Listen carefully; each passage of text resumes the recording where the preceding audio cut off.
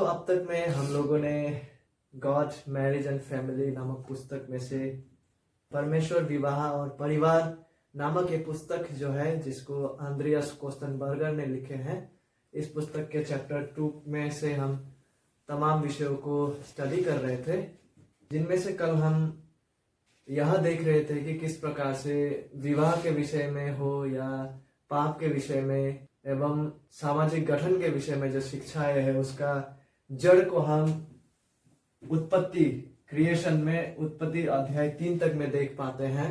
कल हमने देखे थे कि किस प्रकार से पाप के विषय में शिक्षण, विवाह के विषय में शिक्षण और सामाजिक गठन, सोसाइटल जो स्ट्रक्चर है उसका गठन का जो शिक्षण है, उसका नींव को भी हम उत्पत्ति अध्याय 1 से लेकर 3 में पाते हैं। तो लेखक जब उत्पत्ति अध्याय 1 से लेकर 3 का व्याख्या करने लगते हैं, तो वहां में से 3 महत्वपूर्ण ऑब्जर्वेशंस को वो सामने रखते हैं। तो 3 महत्वपूर्ण सीखने का विषय, 3 महत्वपूर्ण डिस्कशन का विषय को वो सामने रखते हैं, जिनमें से पहला को हमने कल देख चुके हैं। उन 3 विषयों में से पहला विषय है कि परमेश्वर ने मनुष्य को अपने स्वरूप में सृजा है। Man we were created in God's image to rule the earth for God, कि परमेश्वर के तरफ से, परमेश्वर के अधीन में रहकर पृथ्वी में परमेश्वर के तमाम सृष्टि के ऊपर कर्तृत्व करना। इसी सच्चाई को हम उत्पत्ति अध्याय 1 से लेकर 3 में देख पाते हैं। आदि पुस्तक 1 থেকে 3 আমরা এই একটা গুরুত্বপূর্ণ সত্যকে দেখতে পাই যে ঈশ্বর মানুষকে তার প্রতিরূপে সৃষ্টি করেছিলেন, এবং সেটার মানে হচ্ছে যেন কি মানুষ নর এবং নারী, পুরুষ এবং স্ত্রী ঈশ্বরের অধীনে থেকে, ঈশ্বরের তরফ থেকে যেন পৃথিবীতে ঈশ্বরের যে तमाम সৃষ্টি সেটার জন্য দেখাশোনা করে, সেটার উপরে রাজত্ব করে। और आज हम दूसरा महत्वपूर्ण विषय को देखने जा रहे हैं, जिसका शिक्षण को हम उत्पत्ति अध्याय 1 से लेकर 3 में देख पाते हैं, और वो यह है कि the man's ultimate responsibility for the marriage, कि पुरुष का जो है निर्णायक जिम्मेदारी या दायित्व जो है विवाह बंधन में, परिवार में पुरुष का जो निर्णायक जिम्मेदारी है, अल्टीमेट रेस्पॉन्सिबिलिटी है, इस विषय को लेकर, एंड द वाइफ्स रोल, और साथ ही साथ उसका पत्नी का, साथ ही साथ नारी का जो भूमिका है एज हिज सुइटेबल हेल्पर, उस पुरुष का सुइटेबल उपयुक्त सहायक के रूप में। यही आज का हमारा दूसरा महत्वपूर्ण विषय है, दूसरा महत्वपूर्ण डिस्कशन और अवलोकन का विषय है, जिसे लेखक उत्पत्ति अध्याय 1 से लेकर 3 में से इस पुस्तक में डिस्कस करते हैं। The man's ultimate responsibility for the marriage, पुरुष का जो निर्णायक जिम्मेदारी है, निर्णायक दायित्व है विवाह को लेकर, और उसका पत्नी का, स्त्री का जो रोल है, भूमिका है, उस पुरुष का या उसका पति का सुइटेबल उपयुक्त सहायक बनने का। प्रेरित पौलुस যখন আদি পুস্তক 1 থেকে 3 এর বিষয় যখন তিনি কিছু ব্যাখ্যা করতে লাগেন, তো পুরুষের যে নির্ণায়ক দায়িত্ব পরিবারে, পুরুষের যে প্রাইমারি রোল আর রেসপন্সিবিলিটি রয়েছে পরিবারে, সেটার মুখ্য শিক্ষা এবং শিকড়ের রূপে তিনি आदि पुस्तक 1 থেকে 3 টিকে দেখেন। कहने का तात्पर्य यह है कि पुरुष का जो निर्णायक या अल्टीमेट जिम्मेदारी है परिवार में, उसके परिवार में, उसका जो केंद्रीय शिक्षा है, उसका जो जड़, उसका जो नींव है, उसे प्रेरित पौलुस जब उत्पत्ति अध्याय 1 से लेकर 3 के विषय में टिप्पणी देते हैं, पुरुष का मुख्यतः जिम्मेदारी जो परिवार में, उसका जड़ जो है, उसका नींव को पौलुस उत्पत्ति अध्याय 1 से लेकर 3 में डालते हैं। ना ही केवल परिवार में जो प्राइमरी रेस्पॉन्सिबिलिटी है पुरुष का, उसका जड़ उत्पत्ति 1 से लेकर 3 में है, वरन साथ ही साथ जो क्वालिफाइड परिपक्व पुरुष है, जो कलीसिया का अध्यक्षता करते हैं, उसका भी जो नींव है, उसे पौलुस उत्पत्ति अध्याय 1 से लेकर 3 से प्राप्त करते हैं। और वो इस वास्तव से जुड़ा हुआ है कि पुरुष को पहले सृजा गया था क्रोनोलॉजिकली। ঠিক আছে, পুরুষের যে প্রাথমিক দায়িত্ব পরিবারে এবং মণ্ডলীতে নেতৃত্ব করার, এই শিক্ষাটাকে পল অবশ্যই আদি পুস্তক 1 থেকে 3 এর মধ্যে থেকে পাচ্ছেন, কিন্তু প্রাথমিকভাবে এই সত্যতে যে যেহেতু ঈশ্বর পুরুষকে প্রথমে সৃষ্টি করেছে, এই বাস্তব সত্যটাকে পল যখন ব্যাখ্যা করতে লাগে, এই সত্যটাই ঈশ্বরের সৃষ্টি করার যে ক্রম রয়েছে, এইটাই পলের জন্য ওই কংক্রিট শিক্ষা হয়ে যায়, যেটাতে ভিত্তি রেখে পল বলে আগে গিয়ে যে পুরুষকে পরিবারকে নেতৃত্ব করার দায়িত্ব দেওয়া হয়েছে, প্রাইমারি রেসপন্সিবিলিটি, এবং সাথে সাথে অতটুকুই নয় কিন্তু পরিবারকে দেখাশোনা করারও যে আলটিমেট দায়িত্ব রয়েছে সেটা পুরুষেরই। কিভাবে? কেননা আদি পুস্তক 1-3 যেহেতু পুরুষকে সৃষ্টির ক্রমে ঈশ্বর প্রথমে সৃষ্টি করেছে, এটাই হচ্ছে ওই কারণ যেটাকে পল आगे गए তিনি दिवन। केवल वही नहीं, केवल सृष्टि का क्रम ही नहीं, यानी केवल जिस ऑर्डर में, जिस क्रोनोलॉजी में परमेश्वर ने नर और नारी को सृजे है, केवल उसी विषय पर पॉल दृष्टि नहीं रखते, लेकिन साथ ही साथ पौलुस यह भी दिखाते हैं कि आदि पुस्तक उत्पत्ति 1 से लेकर 3 में हम यह सच्चाई को पाते हैं कि नर को नारी के अंदर से सृजा नहीं गया था, लेकिन नारी को नर में से सृजा गया था। वो भी एक मजबूत कंक्रीट सच्चाई है जिसके आधार पर पौल पुरुषों का जीवन में जो नेतृत्व का जिम्मेदारी है उसका व्याख्या करते हैं। आई होप हम समझ रहे हैं। सबसे पहले सृष्टि का क्रम, पहले पुरुष को सृजा गया, और दूसरा बात यह है कि ना ही केवल सृष्टि का क्रम क्रोनोलॉजी, वरन यहाँ की नारी को नर में से होके सृजा गया था। Not only does Paul draw attention to the fact that the man was created first, but he also notes that it is not the man who was made for the woman, but the woman for the man.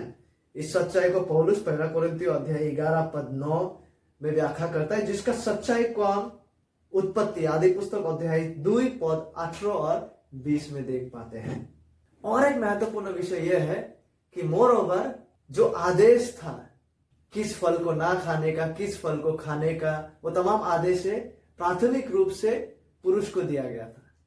সে আদেশটা আদমকে দেওয়া হয়েছিল, মানে Eden উদ্যানে যে আদেশটা দেওয়া হয়েছিল যে কোন ফল তোমার খেতে হবে, কোন ফলটা খাওয়া উচিত না, যেদিন তুমি খাবে অবশ্যই মারা যাবে, নিশ্চয় মারা যাবে, এই আদেশগুলো যেটা ঈশ্বর দিচ্ছিলেন সেটাও প্রাথমিকভাবে তিনি পুরুষকে আদেশটা দিয়েছিলেন। তার মানে কি স্ত্রীরা গিয়ে ওটা বাইরে খাইতে পারতো না? না না, গিয়ে খাইতে পারতো, কিন্তু আদেশটা যখন দেওয়া হয়েছিল সেখানে পুরুষ ছিল, যখন পুরুষকে মানে নির্ধারিত করে পুরুষের দিকে তাকিয়ে ঈশ্বর এই কথাটা বলছিলেন। ঠিক আছে? The man was the one who received the divine command, কেননা ওই সময় হওয়ার সৃষ্টি হয় নাই, তার আগে ছিল। হ্যাঁ, তারপরে আদম যখন ঘুমায় তারপরে হওয়াকে সৃষ্টি করে। तार माने बिल्कुल ऐटा ना। एक बात को स्पष्ट करना चाहूंगा कि पुरुष को परमेश्वर ने पहले सृजे और महिला को बाद में। इसका मतलब बिल्कुल यह नहीं है कि परमेश्वर का जो विचारधारा है नारी को लेकर, नारी को सृष्टि करने का परमेश्वर का जो योजना था वो आफ्टर थॉट था। आफ्टर थॉट यानी कि परमेश्वर ने जब देखा कि आदम अकेला है, फिर बाद में जाके परमेश्वर सोचता है कि चलो भाई नारी को सृजते हैं। बिल्कुल नहीं, परमेश्वर शुरू में ही अपनी योजना में दोनों को ही सृजने का वो योजना को बनाते हैं। आदि पुस्तक उत्पत्ति 1 में हम देख पाते हैं God created them male and female। वो योजना पहले ही परमेश्वर के मन में था, लेकिन जब परमेश्वर उस योजना को क्रियाशील करते हैं तो वहां पे हम एक ऑर्डर, एक क्रम, एक क्रोनोलॉजी को देख पाते हैं। और एक महत्वपूर्ण विषय, ये तमाम सत्य जिसे हम उत्पत्ति अध्याय 1 में से लेकर 3 में पाते हैं, जिनमें से पुरुष को पहला सृजा जाना, पुरुष में से स्त्री को सृजा जाना, और फिर पहला आदेश पुरुष को दिया जाना, और फिर पुरुष आगे चलकर स्त्री का नाम को रखना, because she has been made from man she will be called woman. स्त्री का नाम को रखना, ठीक है।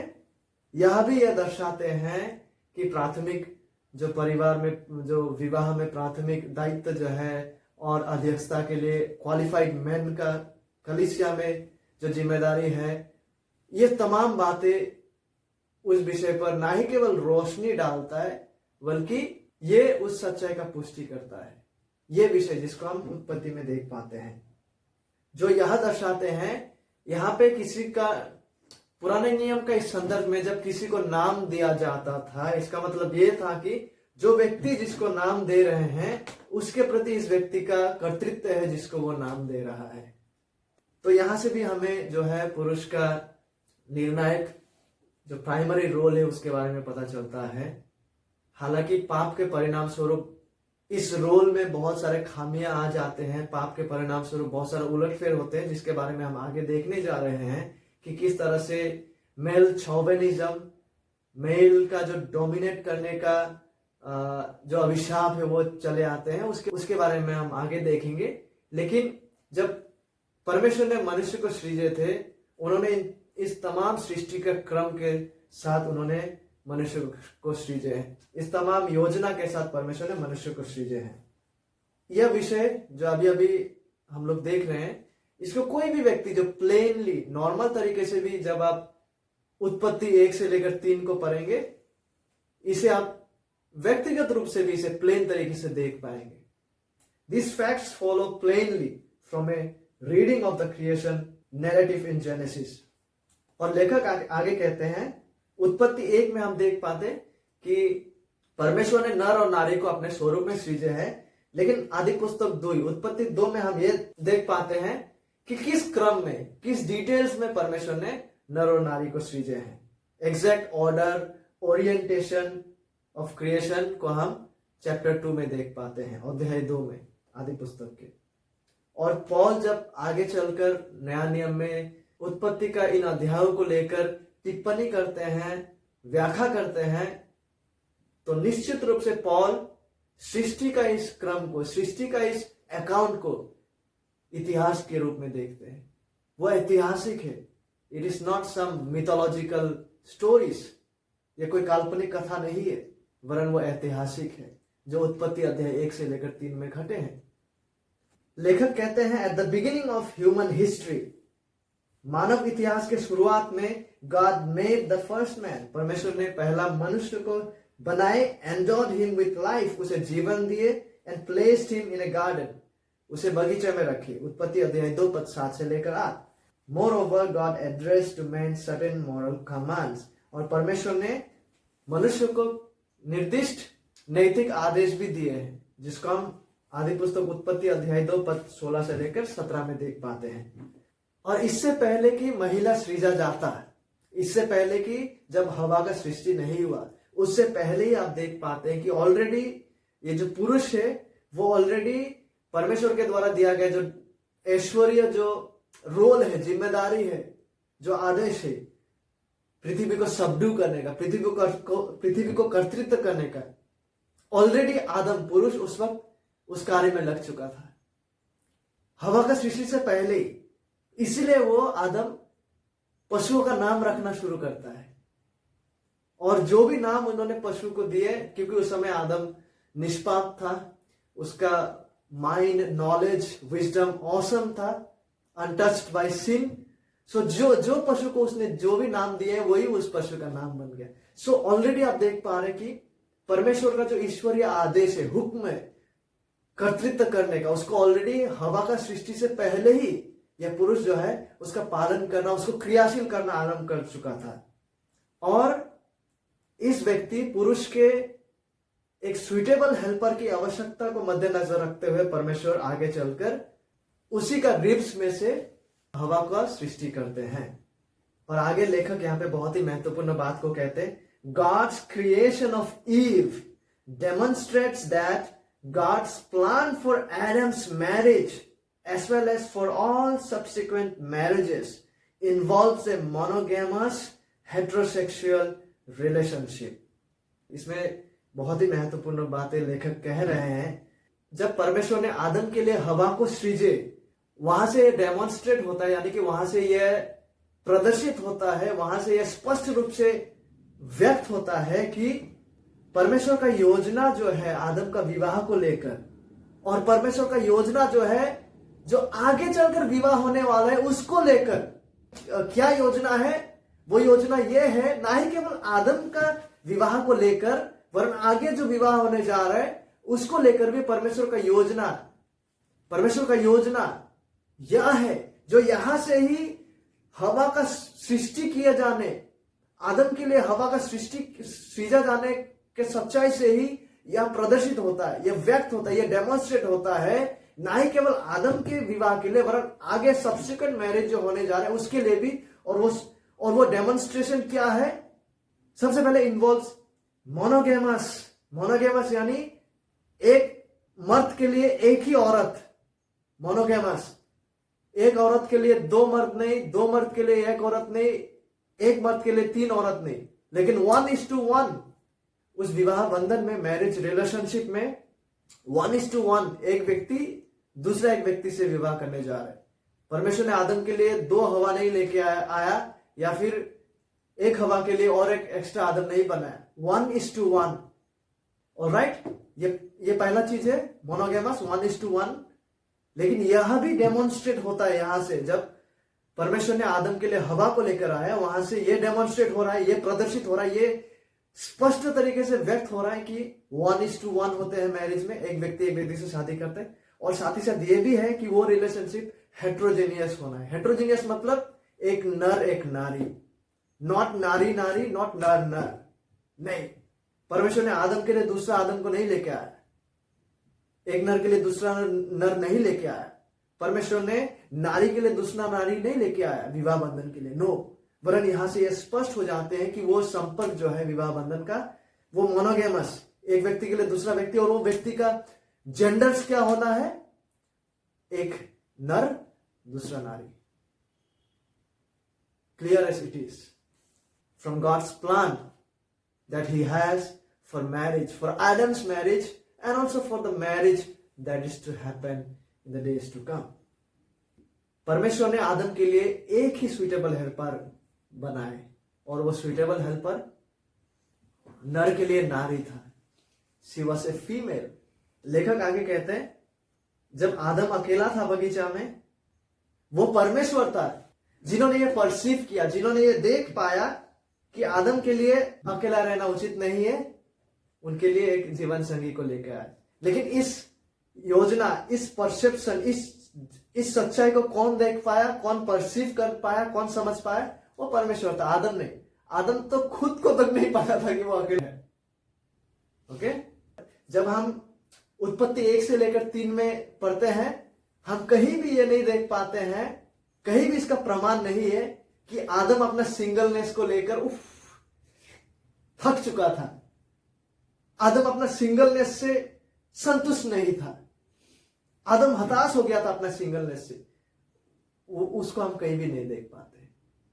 वरन वो परमेश्वर था जिन्होंने ये परसीव किया, जिन्होंने ये समझा कि आदम के लिए एक सुइटेबल हेल्पर की आवश्यकता है, अतः उन्होंने आदम के लिए हवा को सृजा। हम देख पाते हैं जे परमेश्वर ने वो इनिशिएटिव को लिया है। God is the one who took the initiative. वो परमेश्वर है जिन्होंने इस हस्तक्षेप को किए।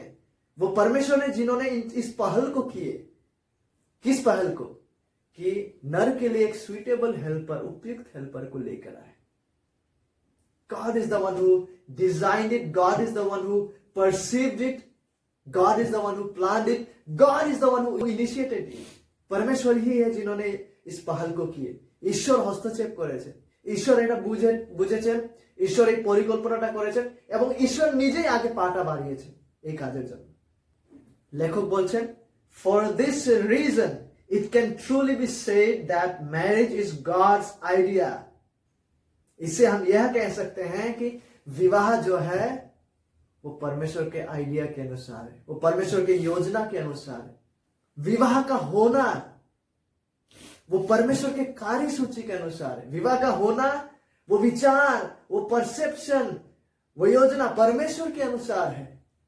The idea of marriage belongs to God and that it was God who made the woman of his own sovereign will as a suitable helper for the man.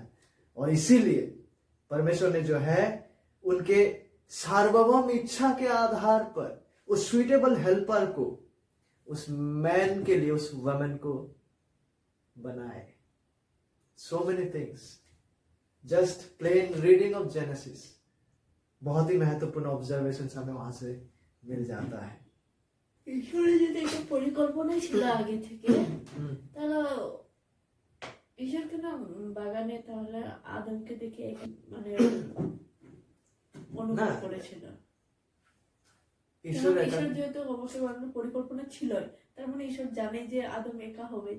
তো ঈশ্বরের ওই পরিকল্পনাতে একটা ক্রম আছে। তো যিশুকেও তো ও ডাইরেক্টলি ইসরায়েলের সময় পাঠায় নাই, তো সবকিছুর একটা সময় অনুযায়ী ঈশ্বর কাজ করে। যিশুকে পাঠানোর সময় সেটাকে পল বলে কি, যখন সময় পুরা হলো, যখন অ্যাপয়েন্টেড নিযুক্ত সময় আসলো, ঈশ্বর তার পুত্রকে কুমারী গর্ভের দ্বারা এই পৃথিবীতে পাঠালো। তো ঈশ্বরের 400 পরিকল্পনাতে, বছর পর। হ্যাঁ, ঈশ্বরের পরিকল্পনাতে সে 4000 বছর পর, 4000 বছর পর। অবশ্যই 4000 বছর আগে বলা হয়েছিল কি যে সাপের মাথাটাকে কুচলাবে। 4000 বছর, 4000। তার না পিতর বলে ঈশ্বরের জন্য 1000 বছর একদিনের মতন, আমাদের জন্য লাগতে पारे 4000 বছর। तो आइए आगे बढ़ते हैं और यह सुइटेबल हेल्पर शब्द का अर्थ को जानने का कोशिश करते हैं। तो आइए आप ये सुइटेबल हेल्पर जो है, लेखक इस विषय में कुछ व्याख्या करने लगते हैं कि ये सुइटेबल हेल्पर उपयुक्त सहायक का मतलब क्या है। लेखक कहते हैं कि संदर्भ में जब हम इस शब्द को पढ़ते हैं तो संदर्भ यह सजेस्ट करता है, संदर्भ यह दिखाते हैं कि जो वो महिला थी, वो औरत थी, वो पुरुष का कॉन्जेनियल थी। कि एक तरफ में वो जो महिला थी उसमें और पुरुष में जो एक प्रकार का समरूपता था, एक प्रकार का जो समरूपता था वो ये था कि महिला को पुरुष के हड्डियों में से सृजा गया था। दैट्स व्हाई एक समरूपता उनमें था। और दूसरी ओर महिला को जो है उसे असिस्टेंट या एसोसिएट के रूप में एलोंगसाइड मैन, पुरुष, रखा गया था। एसोसिएट या असिस्टेंट आप कह सकते हैं, असिस्टेंट। एक तरफ उसमें एक समरूपता था पुरुष और महिला में, क्योंकि महिला को पुरुष के हड्डियों में से सृजा गया था, और दूसरा उसको एक असिस्टेंट के रूप में एलोंगसाइड पुरुष सृजा गया था। और व्यक्तिगत स्तर पर वो महिला उस पुरुष के जरूरतों के लिए एक कंपेनियनशिप, एक सहभागिता को प्रदान करने जा रहा था। विशेषकर परमेश्वर का द्वारा दिया गया जो आदेश था पृथ्वी पर नेतृत्व करने का, उस दायित्व को निभाने में ये महिला जो है पुरुष के असिस्टेंट के रूप में, उनके एक सहकर्मी के तरह, उनके कंपेनियनशिप में रहकर परमेश्वर के द्वारा दिया गया ईश्वरीय आदेश को पालन करने जा रहा था। और वह आदेश क्या था? पृथ्वी पर कर्तृत्व करना और फलना फूलना। और ये जो महिला थी वह एक उपयुक्त पार्टनर था उस पुरुष के लिए, प्रोक्रिएशन में, मतलब सृष्टि के समर्थन के कार्य में, और पृथ्वी पर डोमेस्टिकेशन के लिए। यह नारी या औरत किस तरह से सुइटेबल, उपयुक्त पार्टनर थी?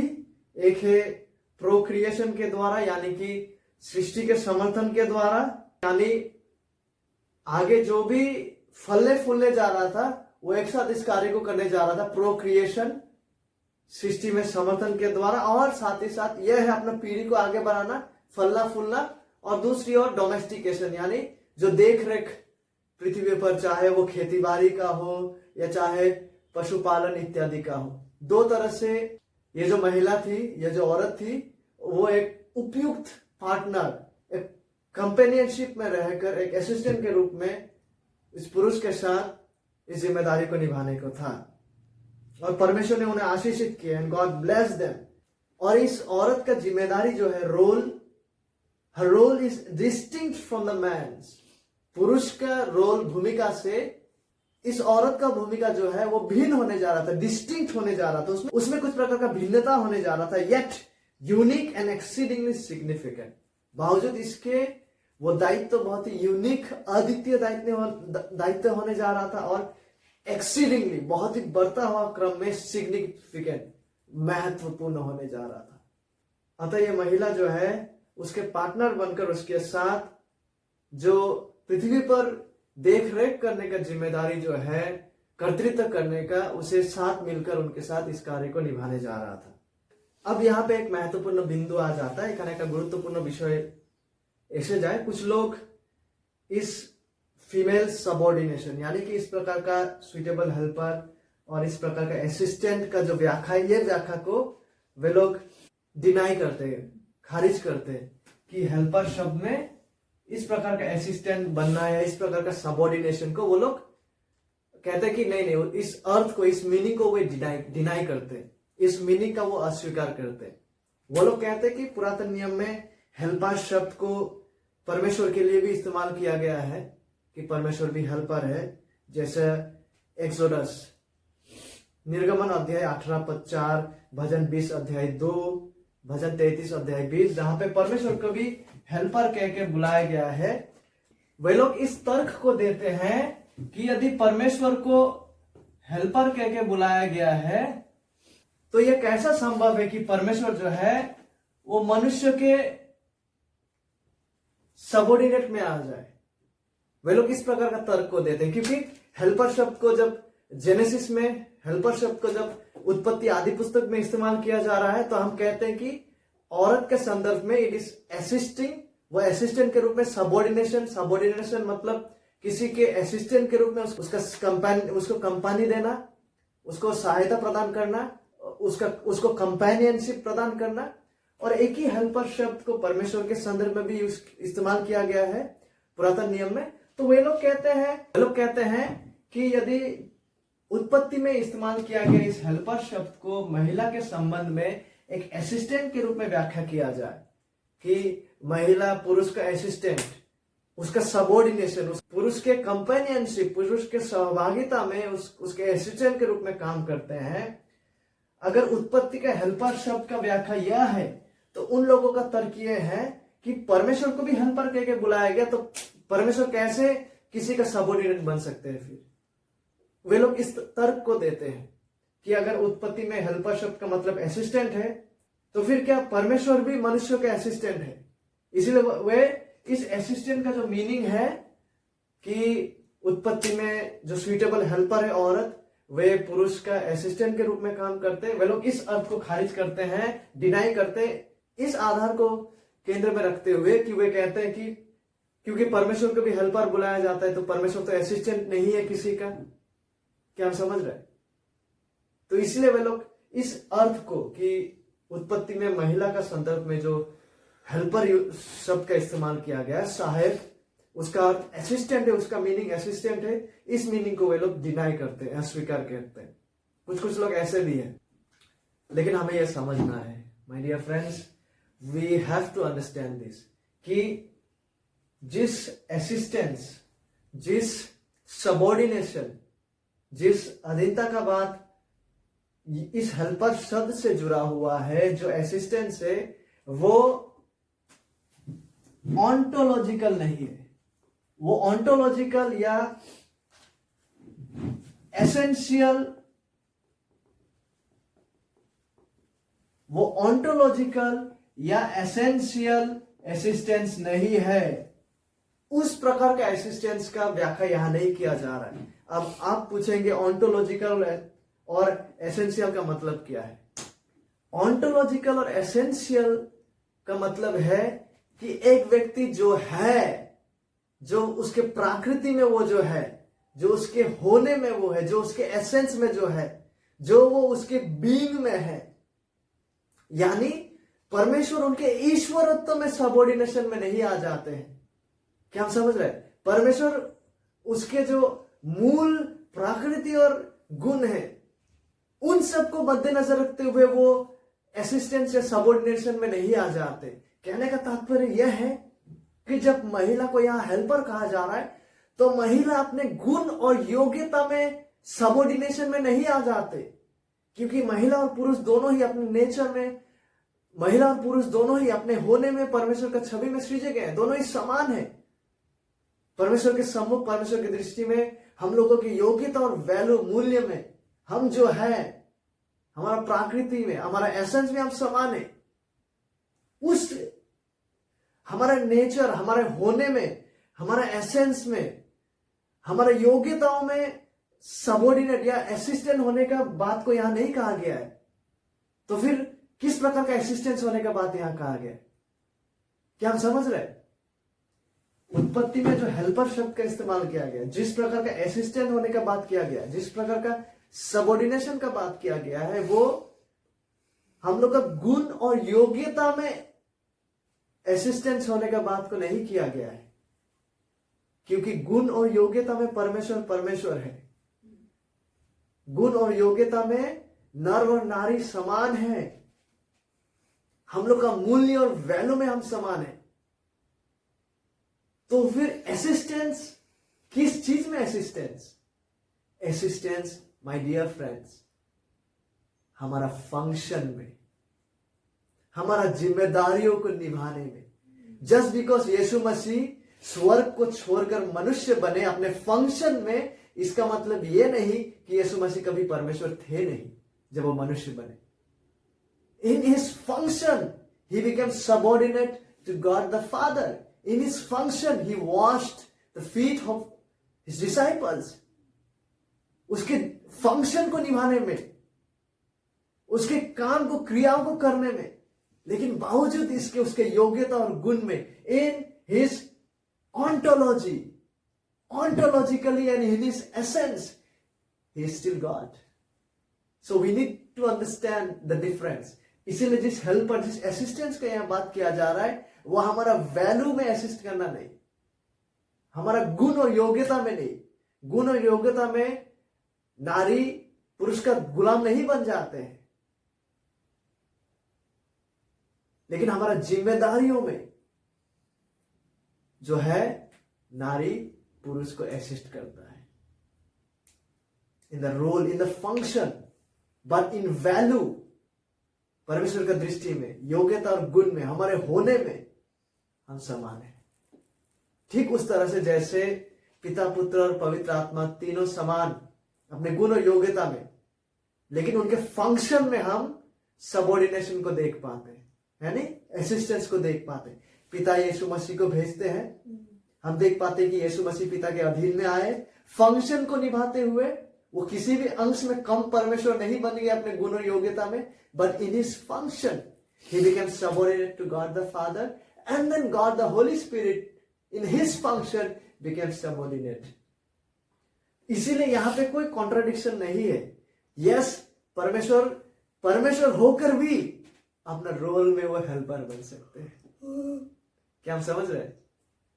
परमेश्वर अपना सिंहासन को बनाए रख कर भी, परमेश्वर अपना गुण और प्राकृति, अपना योग्यता, अपना महिमा, अपना संप्रभुता को बनाए रख कर भी वो अपने शिष्यों का पैर धो सकते हैं। दैट्स वाई जो हेल्पर शब्द है वो ऑन्टोलॉजी के अर्थ पे हेल्प, सबऑर्डिनेशन का नहीं, होने में, एसेंस, गुण, चरित्र, नेचर में नहीं, वरन अपने फंक्शन को निभाने में असिस्टेंस के बाद, उस संदर्भ में यह हेल्पर शब्द का इस्तेमाल किया गया। तो जो लोग सवाल करते हैं कि कैसे परमेश्वर होकर भी सबऑर्डिनेट हो सकते हैं, my dear friends, read the gospels. जिस प्रकार से मैंने तुम्हारे पैर को धोए, तुम भी वैसे ही एक दूसरे का पैर को धोना। Read the gospels. The Son of Man did not come to be served, वो सेवा प्राप्त करने के लिए नहीं, मार्कुस 10, लेकिन सेवा प्रदान करने के लिए वो आए। फिलिपियो 2, परमेश्वर का समान होते हुए भी उसने परमेश्वर का समातुल्य होने को ना समझा, वरन अपने आप को दीन किया, ऐसा दीन किया, उन्होंने मनुष्य का सा रूप धारण किया, मनुष्य का रूप उन्होंने धारण किया, इतना आज्ञाकारी हुआ कि हाँ, क्रूस पर मृत्यु तक उन्होंने सह ली। So yes, God can remain God and still in his function he can be a wonderful helper. ठीक है, okay, so are we getting it? तो इस संदर्भ में एक औरत अपना गुण और वैल्यू को ना खोते हुए भी वो एक हेल्पर और असिस्टेंट हो सकते हैं। किस प्रकार से, हम लोग क्या समझा? आई होप हम लोग समझ रहे हैं। ठीक है, सो वंडरफुल। हम लोग का पास टाइम है क्या? और हाँ, तो वेरी सॉरी, माफ कीजिएगा, समय आगे बढ़ गया है। तो मेरा भी कार्य है, मैं रात को मेरा आज ड्यूटी है, तो अभी इस समय यहीं तक समाप्त करना पड़ेगा। जो भी प्रभु थोड़ा बहुत आजकल प्रभु का अनुग्रह से काम थोड़ा हल्का हुआ है, इसीलिए इस तरह का स्टडी, इसलिए बुक स्टडी में हम लोग रफ्तार में आगे बढ़ पा रहे हैं, तो इसलिए प्रभु को धन्यवाद देते हैं। तो आइए यहीं पे आज समाप्त करते हैं, एंड आने वाले दिनों में यहीं से हम पिक करेंगे। तो So let us pray. Thank you, my dear friends.